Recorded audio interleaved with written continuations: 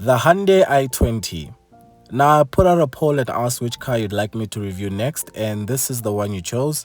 So I'm going to take you through the entire Hyundai i20 range. By the end of this video, you'll know the differences between the motion, the fluid, the turbo, and even the N-line. I'm also very excited about the N-line because it has a sunroof. We're going to discuss the prices, the monthly installment, the insurance, the petrol, overall the entire cost of ownership. So let's get started. Now, festive season is around the corner, and as you know, people buy cars mostly around this time of year. Whether or not it's because of the bonus or they just want to go home with a new car, I don't know. I'm just here to tell you how much it's going to cost you. We'll start with the entry-level Motion. It comes with a 1.2-liter engine. Now, this one is the one you get if you just want the Hyundai i20.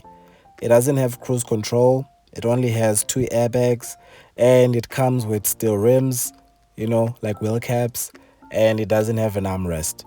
So it comes in at 290,900 Rand. If you were to finance it, it would cost you 5,389 Rand over 6 years at 10%. Now, if you don't feel like changing gears and you want it in an automatic, it comes in at 321,900 Rand.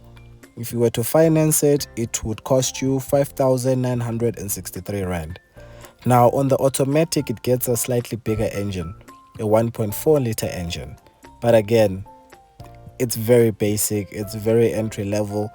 This is what you buy if you just wanted to get into the i20 range. But as for me personally, I wouldn't recommend it. The only reason I don't recommend the Motion model is because when I look at the price difference between it and the Fluid, I think it's better to just take the extra stretch and go for the Fluid. Now, they have the same engine. The Fluid also comes in at a 1.2-liter engine. It also produces 61 kilowatts. They have the same claimed fuel range of 5.9 liters per 100. But the difference is this one has 6 airbags. It has the one for the driver, the passenger, the side, and curtain airbags. It has cruise control. It has electric folding mirrors, and it also has a 16-inch alloy rim, so at least you have a mag. And having a mag means you have less stress when you park your car in Joburg or in Pretoria, because you know what happens there. You might park your car and when you come back, your wheel caps are gone. So you don't have to stress about that if you have a mag. And then the Fluid has a much better interior than the Motion. For the price difference of 260 Rand on finance, the seats, trust me, it's worth it, because the ones on the Motion, there's really no design there. They're just dull. It's just this, you'll end up doing what people used to do back in the day, where you go to ShopRite or Game and you buy those seat covers written racing, those red ones. You don't have to do that to yourself. Just rather go for the Fluid model. The 1.2 Fluid comes in at 304,900 Rand, which gives you a monthly installment of 5,649 Rand. Which brings us to the next model, the 1-liter turbo. Now, the 1-liter turbo is also called the Fluid as well. Don't get confused. It's available in a manual transmission and in an automatic transmission. Now, the 1-liter turbo has more power than the 1.2-liter you get in the naturally aspirated versions.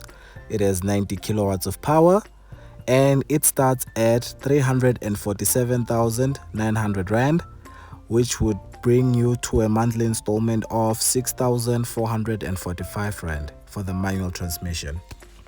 If you want it in automatic, it's going to cost you 373,900 Rand, or a monthly installment of 6,927 Rand over 6 years at 10% interest. The 1-liter turbo Fluid models also have a very nice interior. I like the artificial leather on the seats, and they did a great job overall with the interior. The cars all come with Apple CarPlay and Android Auto as standard, from the Motion all the way to the N-line. Now let's talk about the N-line. The N-line is not the i20N, though I wish it was. Fingers crossed, maybe they'll bring the i20N to South Africa. The N-line is similar to an R-line from VW's Polo. And that means the performance on the N line is exactly the same as the performance you'll get on the fluid model, the 1 liter turbo, because it's the same engine.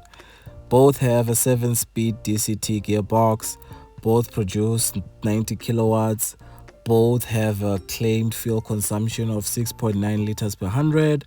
The differences are that you get LED lights on the N line instead of the halogens.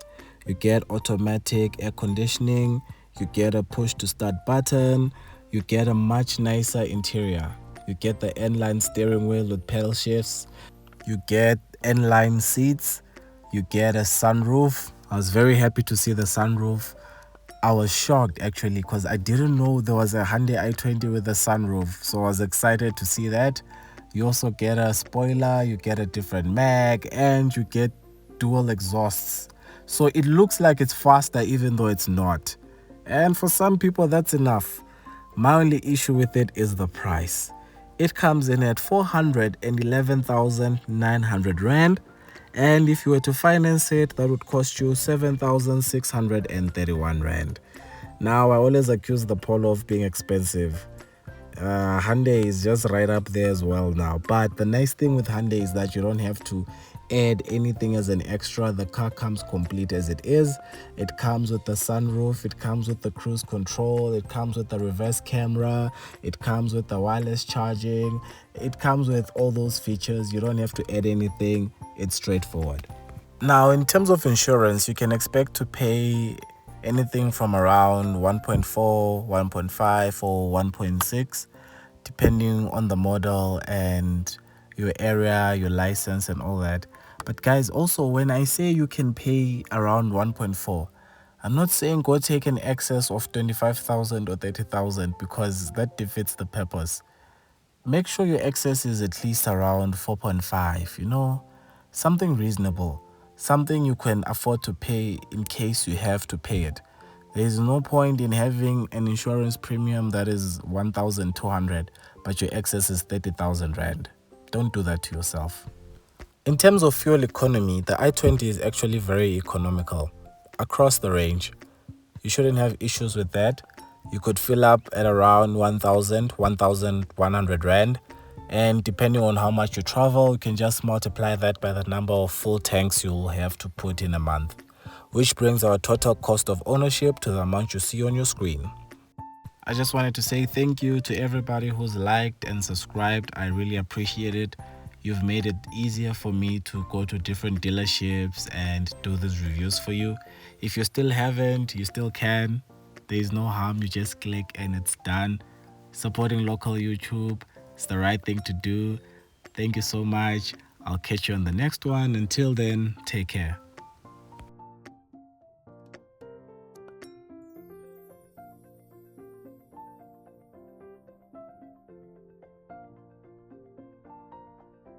So the new iPhone 14 range is out, and maybe you're wondering how much it costs. So here is your cash price, along with how much you'd pay per month on a contract from Vodacom, MTN, or Telkom. There is 2 years there and 3 years for those who have the patience to keep a phone for 3 years. By then there'll be an iPhone 17, but yeah, those are your prices. Thanks for sticking around for the end credit scenes. Take care.